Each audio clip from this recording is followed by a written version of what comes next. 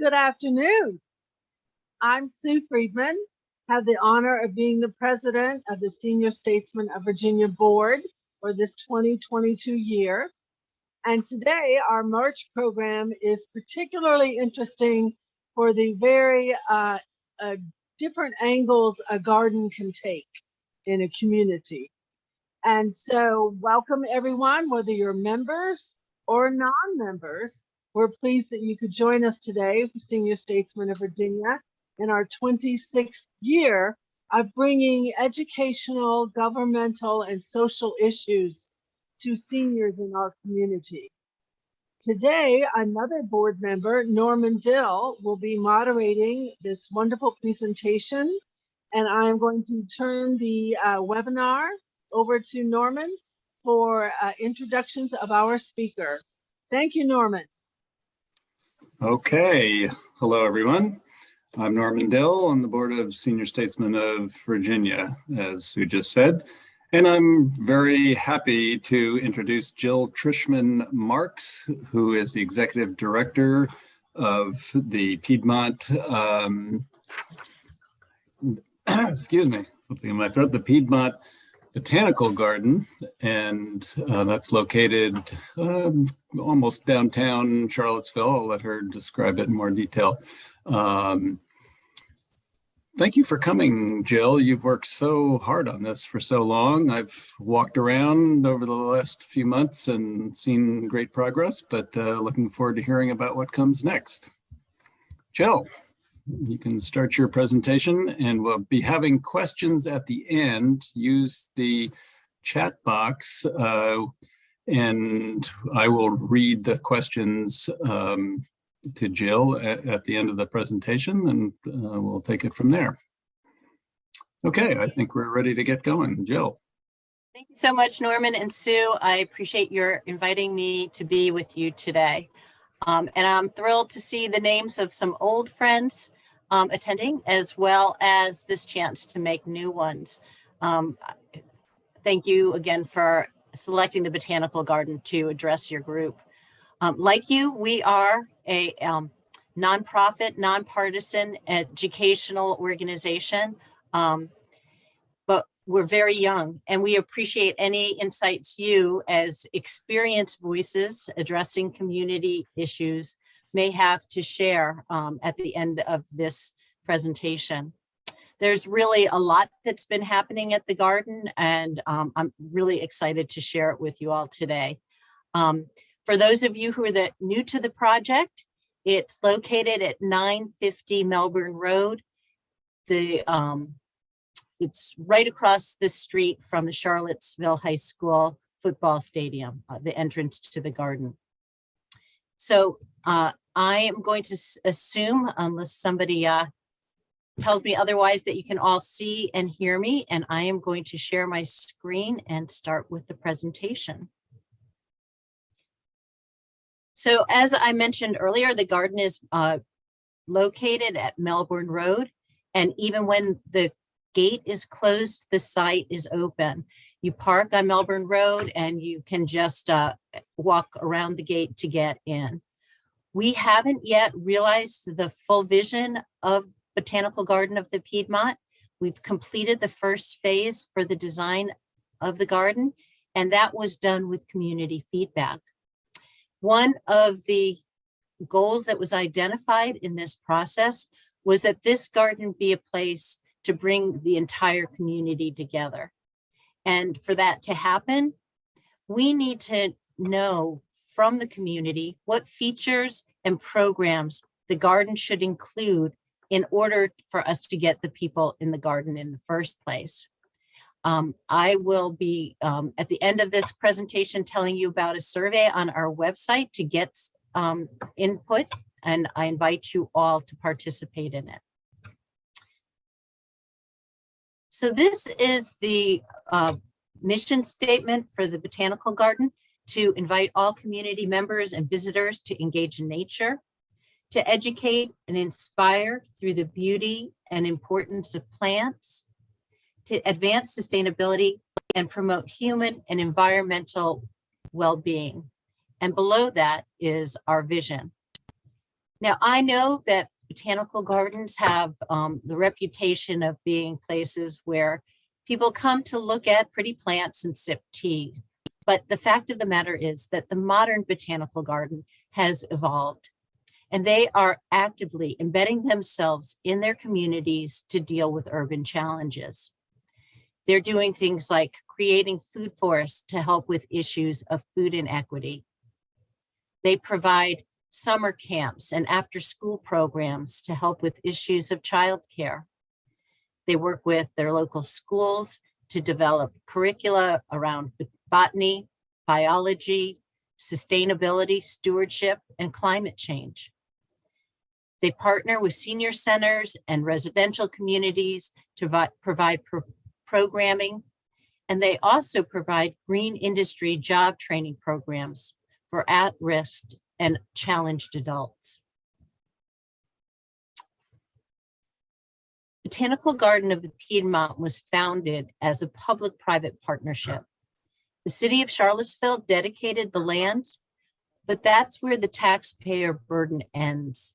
And all of the funds that are needed to design, construct, and maintain the garden are being privately raised. But once it's built, just like any other public park, Botanical Garden of the Piedmont will be free and accessible to all. Last fall, the City Council approved a land lease agreement with the city. This was great news for us because it provides us with more autonomy, and it gives our donors more confidence in the project. And it also grew our site. It's now 14 3/4 acres. Before the land lease agreement, it was 8.5 acres. So on your site, on your screen right now, you can see the blue line, which indicates our former boundary, and the red line shows you the land that we are currently working with. We're working with a team of designers, Nick Young Kim Design from Boston and Water Street Studio of Charlottesville. We selected this team because Nick Young Kim has the background in botanical garden design that we needed, and Water Street Studio knows our local geology, flora, and microclimates. And we chose very well in selecting this team.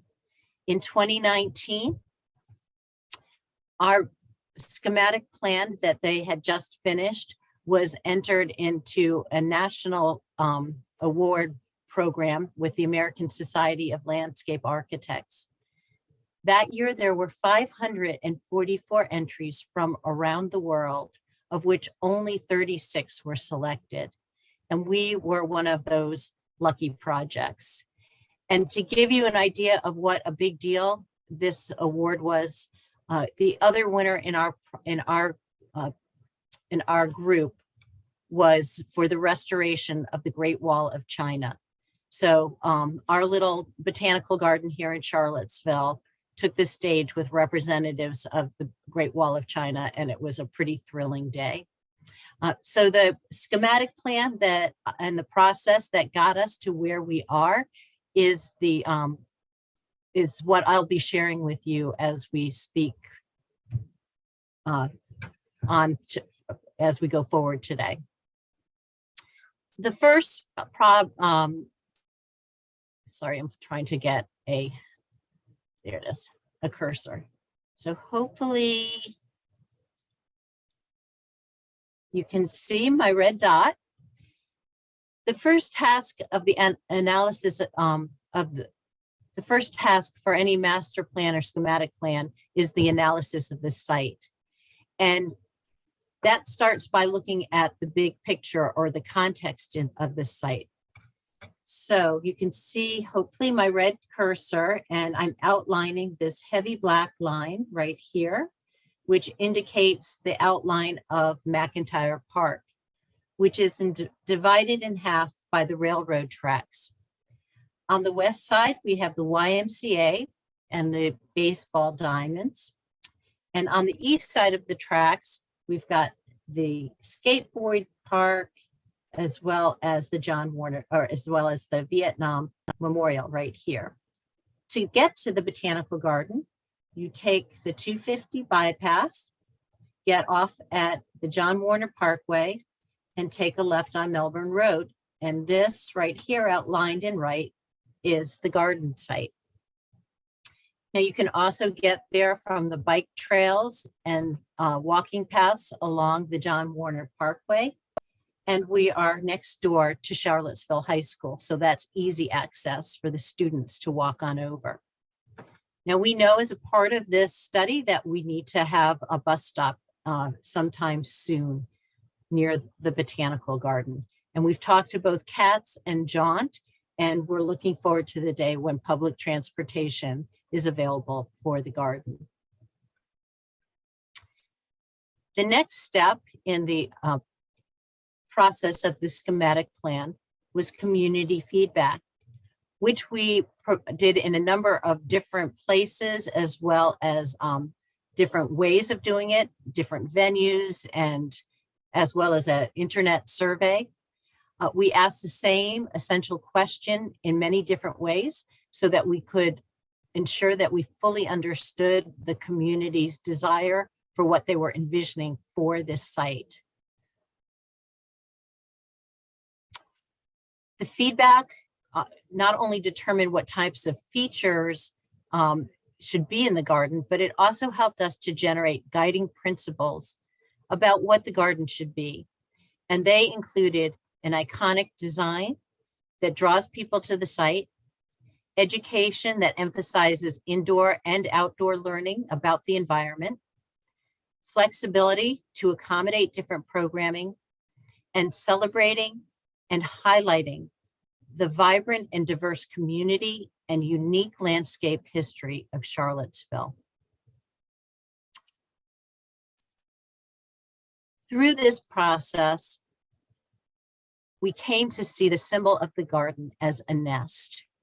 For the built garden, what this meant was a garden that was woven together of natural materials and sits lightly on the land. But we also like the image of the nest as a place for inclusion, nurturing, and for healing the community. This is the resulting master plan, and I will get out my pointer for you again, because we're looking at the site 90 degrees differently from how you were looking at it earlier. So the road that's at the bottom of your screen here is the John Warner Parkway, and up to the right-hand corner, this road is Melbourne Road. To the right of it, you can see the Charlottesville football stadium, and at the top of the screen is the railroad tracks. Once again, the garden is defined by this stream tributary that joins this main stream that in the garden, all the way down to the John Warner Parkway, up Melbourne Road, and then along the railroad tracks back to the beginning. The reason that this plan for the garden won an award is multifold. First of all, the site is challenging. There's more than 60 feet in elevation change from Melbourne Road down to the stream, and that results in some very steep slopes. And in addition, we have a number of underground and overhead utility right-of-ways. In this area right here, we have an underground gas line. And parallel to Melbourne Road, we have overhead electric lines. And then parallel to the creek itself, we have an underground sewer line. But despite these challenges, our design team was able to fit all of the features that the community said that they wanted in this garden onto the site in a very elegant manner. The second reason we won an award for this plan is that the community identified this garden as a place to bring people of all ages and backgrounds together so that they could get to know one another in a safe, neutral, and convenient natural outdoor space and help heal the community. Now you have to remember that we started the plan for this design in the spring of 2018, so shortly after August 2017.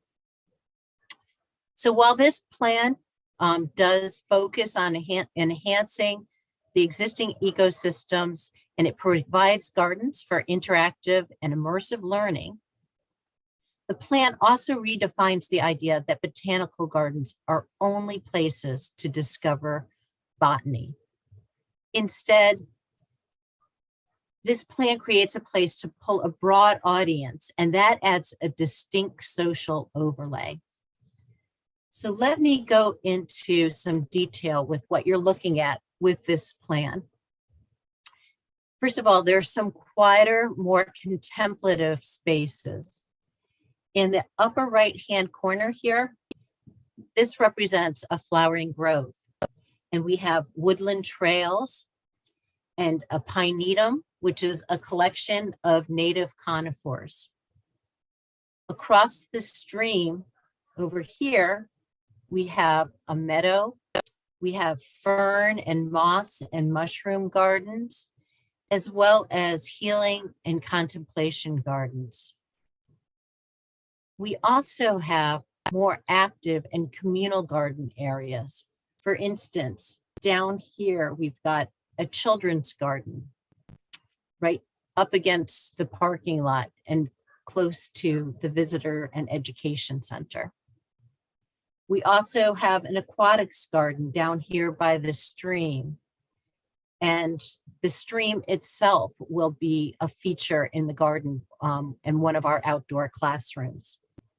And then on the other side of the stream, at the top of the hill and some mature hardwood trees, we have a tree canopy walk, which will take people out of the normal location where we experience trees down by their trunks, up into the branches, into a platform that includes a bird line, so we can watch birds feeding and nesting, as well as a sky viewing platform where we can watch the clouds during the day and the stars and the constellation at night. So going back here to our visitor and information center, here's a close-up of that.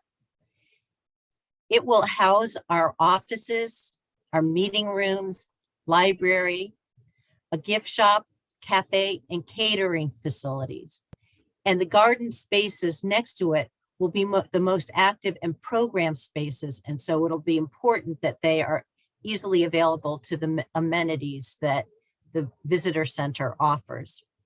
And these garden spaces are our main event green right here and our outdoor amphitheater. They are being designed to facilitate and support diverse programming. So things like classes and seasonal celebrations and performances will be held here.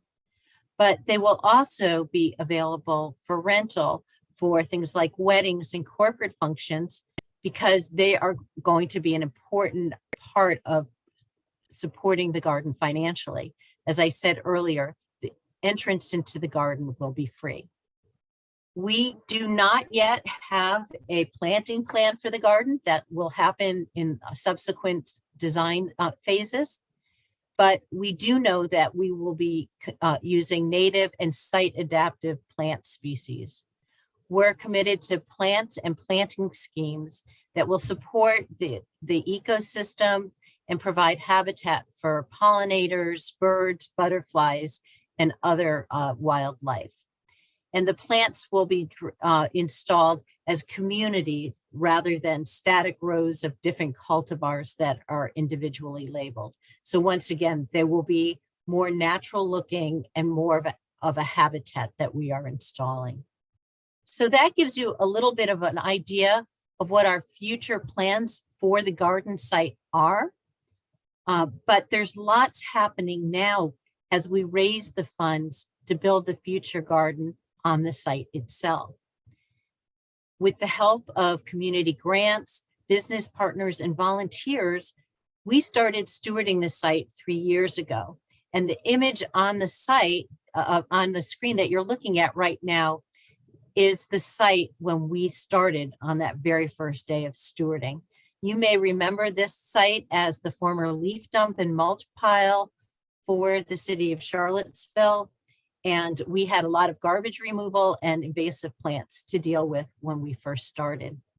And this gives you an idea of how that forestry mulcher, how much for that forestry mulcher, the progress it made in just a couple of days. We used chippings to create trails, and that allowed us to eventually start offering educational programming. Now, that programming did stop with COVID, but what we noticed was the use of the site increased because people were looking for solace and comfort in the outdoors. And to fill that need, one of the things that we did was talk to our community partners, and especially those nonprofits that worked with children or people that had mental health issues, because we knew that many of them were unable to offer their services because their indoor facilities didn't meet COVID standards. So we said to them, what can we do to make the site more welcoming and accessible so you can use it as soon as possible and get back to offering some of your services?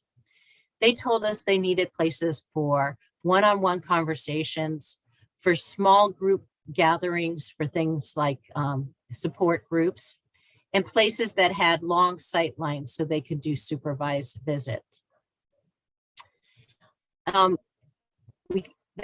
With that feedback, we added log benches along trails and created gathering areas that safely accommodated between 4 and 12 people.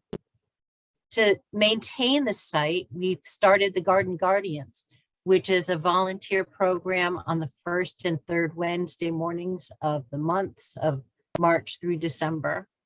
And since January 2019, we've invested almost $107,000 in a combination of real dollars and volunteer time in stewarding the site. And if you don't know, volunteer time right now in the state of Virginia is valued at $29.14. We have amazing volunteers. They provide support in so many areas of building this garden. In addition to the Garden Guardians, we have garden guides, and they provide free tours of the garden 2 Saturday mornings a month. We also have a team of grant writers, most of whom are retired grant writers from UVA, and they have been building quite a grant portfolio for the garden. We also have an FAA licensed drone operator, and he's been providing photographs and videos of the garden site, and the stream engineers and our design team have been using his images in working on the stream restoration and the bridge that will be constructed in the next year or so. Here are some images of our latest site improvements. We have a metal bench near the stream. Last year, you may have seen we had a wildflower meadow that was visible from John Warner Parkway. That will be coming back this year. Last year were the annual seeds, and this year we'll get some of the biannuals. We'll probably overseed it with some annuals just to boost the pop. And next year, the third year of the growing, the perennials will really start to shine. So we're really excited about not just having a real garden on the site, but the feedback we've been getting from the community about that garden. We've also added bird boxes to attract birds to the garden. One of the things that we've noticed with the removal of invasive plants is that the diversity of the birds that have been using the garden as their home has really increased, and that's really an exciting outcome for us. And finally, in the children's garden, we've worked extensively at removing Japanese knotweed, and while that's an ongoing process, we have been able to use that children's garden. And recently we had some student volunteers in the garden, and they started an art installation there. The improvement to the garden and funding through grants has also enabled us to develop our educational programs, and they include STEM, literacy, and arts programming. Last summer, we had Reflections, which is the governor's art school for middle school programs at the Garden. They were housed at Charlottesville High School, but their art was inspired by and designed and installed in the Garden.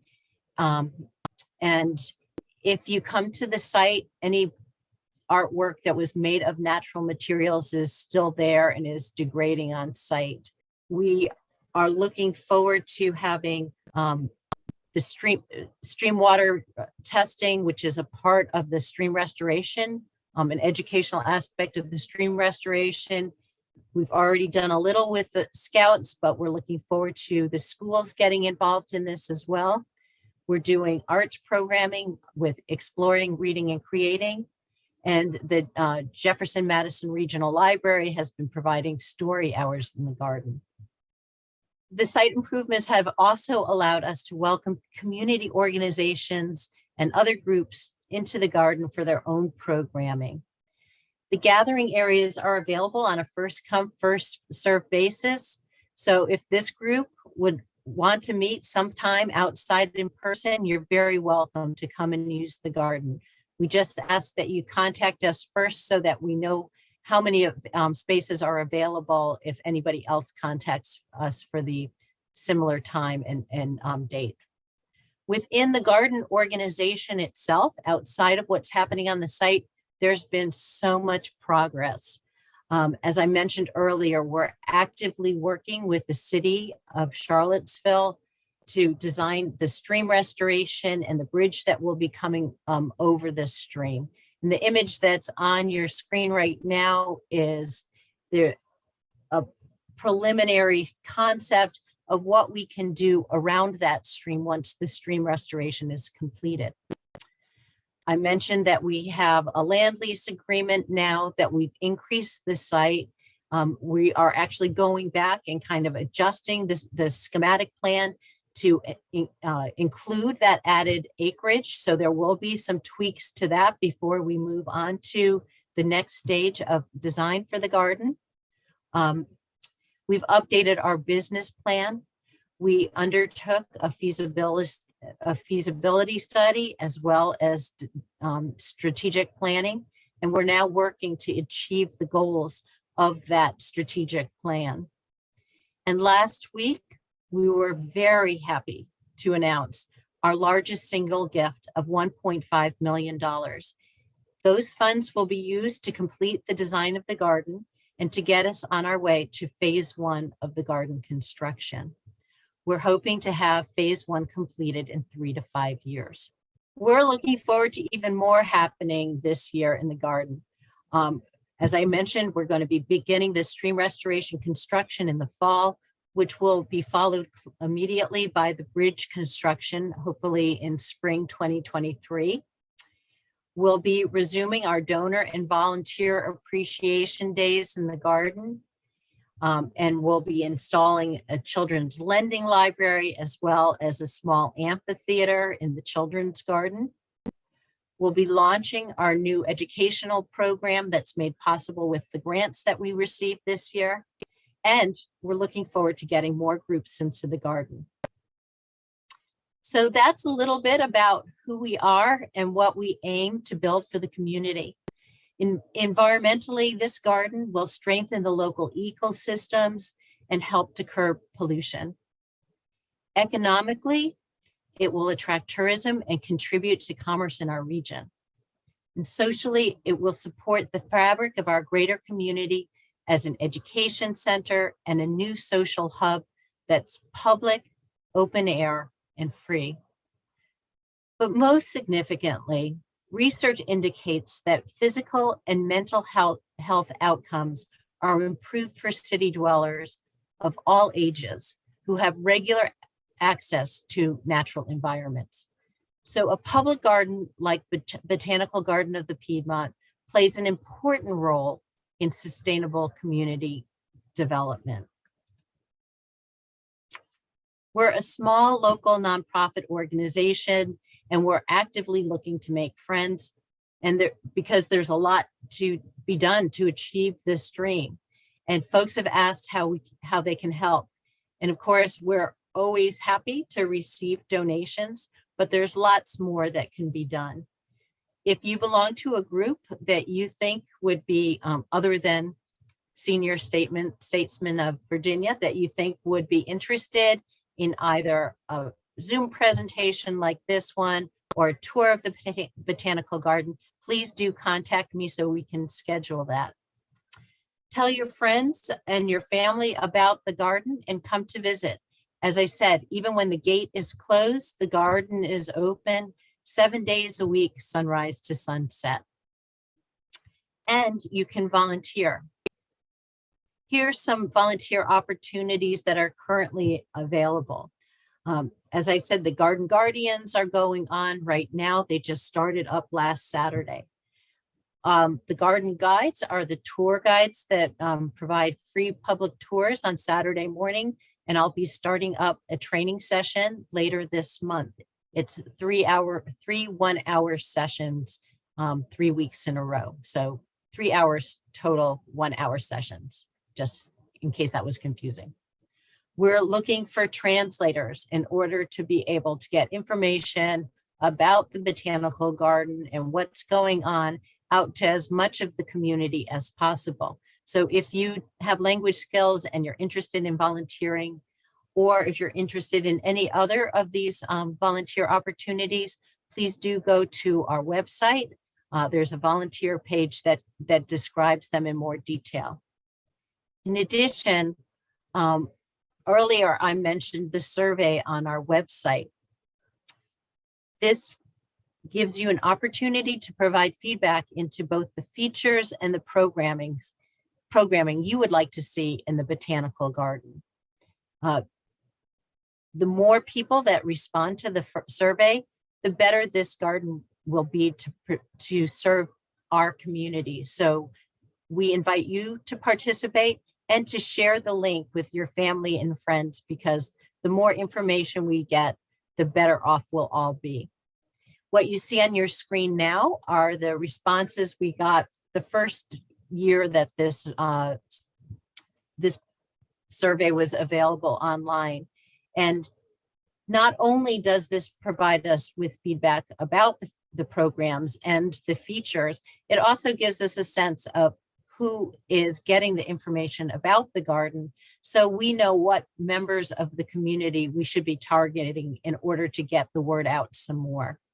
So this is my contact information and the website, so that you can sign up on our volunteer page or to receive our newsletter. This will keep you up to date on the happenings in and around the garden, like volunteer days or fundraising events.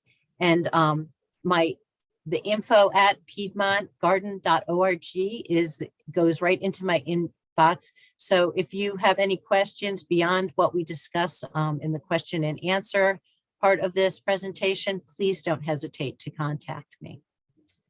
So with that, I will stop sharing my screen for the moment and see if there are any questions. Okay, Jill, thank you so much for that presentation, and I've learned so much about the garden. I have walked through there, and one of the things I like about it is the accessibility, that I can walk along the John Warner Parkway path, and there's a pedestrian crosswalk right there to, I think originally to go to the football field, but now it's going to the garden too. And when my daughter was visiting, she's a big birder, and there's just a tremendous number of and variety of birds on both sides of the John Warner Parkway there, and in your garden and on the path. So it's really a very special place. If people want to ask questions, I should remind them that you have to move your cursor down to the bottom of the screen, and you'll see a place to ask questions. And we'll be checking to see if there is any here yet. I don't see any. I'm scrolling around. I had one question though, or two. One is you talked about the environmental work that you're doing. Is there specific things as far as pollinator plants and milkweed to help the monarch butterflies, that kind of thing? Is there any other, specific targets you're trying to do to preserve certain species of plants or insects or animals? So yeah, so the board of directors made a commitment a long time ago to this garden being primarily native plants, but also some site adaptable plants. And the reason they kind of opened up and didn't just say native plants in particular was because there's many different ways of interpreting what a native plant is. Some people are very strict in their definition, and they say if it wasn't growing within 15 miles of this site 200 years ago, it's not a native plant. What I'm finding in my conversations with other botanical gardens is that because of climate change, they're having to open up that radius of how far away a plant was growing in the definition of what a native plant is. Between temperature changes and moisture and weather patterns and that kind of thing, we feel like we need to be flexible in that definition, and that's why we're not saying exclusively native plants at this time. We are in the improvements that we're doing to the site right now, which are all low to no cost. We are planting plants that will support the habitat, so butterflies, bees, pollinators, that kind of thing. We've written a grant for native bees to be able to install mason bee houses. We haven't yet received funding for that, but that is one of the goals that we do have in the short term for the garden. What we're very interested in making sure that we do while we're doing these temporary improvements is nothing that people are going to want to put their bodies in front of bulldozers to prevent the future building of the garden from happening. So we don't want people to get so emotionally involved in what's happening right now on a temporary basis that they don't, so we're not planting trees right now or shrubs and that kind of thing. We're planting annuals and perennials that we know will be moved or changed in the future when the bulldozers come in. So we're trying to walk that fine line of doing both those things. Okay, great. Well, we have a question here from Bobby along these lines. Do you accept volunteer native plants that we might have, or do you, or do you feel more comfortable with commercial sources? So we did have some milkweed that one of our volunteers brought in last year, and we planted that in the garden. They did that with the knowledge that, we have no watering source right now at the garden. So unless people are bringing in plastic jugs of water, there's to water, that things might not thrive on the garden, and they have to be aware of the fact that things will change in the garden and that it might not be there in 6 years when they, again, or 3 to 5 when the bulldozers start. But yeah, absolutely. If it's a native plant from somebody's garden and they want to come and talk to us about where to install it, the best time to do that is on the 1st and 3rd Wednesdays of the month when we have our garden guardians volunteering. And I have a feeling the Bobby that asked this question is one of our garden guardians. So the answer is yes. And speaking also about the birds and other wildlife on the site. When we first started the stewarding the site in 2019, we had a PhD candidate in herpetology come and walk the stream with volunteers looking for any signs of reptiles or amphibians along the stream corridor. And they turned over every rock and limb along that stream, and they found one dead box turtle. Since we started stewarding the site and removing the invasive plants, we have seen an abundance of life, both turtles and frogs and even fish in that stream. Anecdotally, I was asking Lisa Wittenburn, who is the executive director of Ravanna Conservation Alliance. I asked her, is this a coincidence? I mean, all we've done is remove the invasive plants. Why is it why would we suddenly see more life in the stream? And what she told me was that they were that there were new studies out showing that invasive plants change the pH of the water. And therefore, with the removal of those plants, it could very well be that the water is more friendly to this wildlife. So we're really excited that just these gentle touches that we've had on the garden site are making it more habitable for the native flora and fauna. Thank you. A question from Carlton. I think the garden has a presence on the plant identification app where people can register plants they see in a garden. Can you say something more about that app and what people can see? Last year we participated in the City Nature Challenge, and I think we're going to do that as well this year as part of the Earth Day festivities. There's also an app called eBird, and we're registered there as well. And I know that I've met people from out of town that were visiting Charlottesville who came to the garden exclusively because they wanted to bird, and that they found out about the garden on eBird. So if you participate in any of those apps, we welcome you to come to the site and add what you experience in the garden to that, because it just makes it possible for more people to find out about the garden in their daily lives as well. We also have a Facebook page as well as Instagram, so we welcome you to follow us there. Okay, we don't have any more questions, except the final one is, I think, tongue-in-cheek a little bit, but interested in that skylight view of being up in the trees and being able to see for a long distance, something like that, and wondered, how do you get up there and when is that going to happen? That sounds exciting. Okay, let me share my screen, because it's actually a really wonderful feature. This trail right here is an ADA accessible trail that will get you to the tree canopy walk.